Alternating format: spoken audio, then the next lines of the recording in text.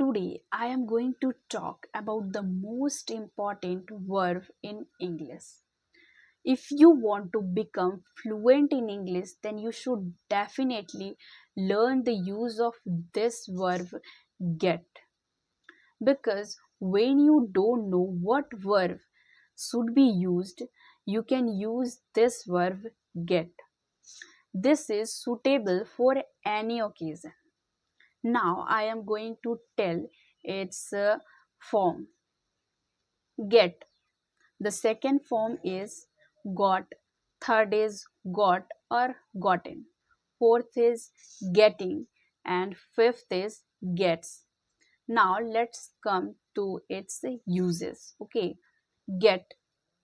Buy or obtain. I got new clothes. Next is get. Receive. I just got new message. Third is get. Become. My clothes are getting old. Third, it is enough to know to understand its meaning. Okay. And fourth is get. Understand. I get it. I hope you are getting me. Get. Arrive.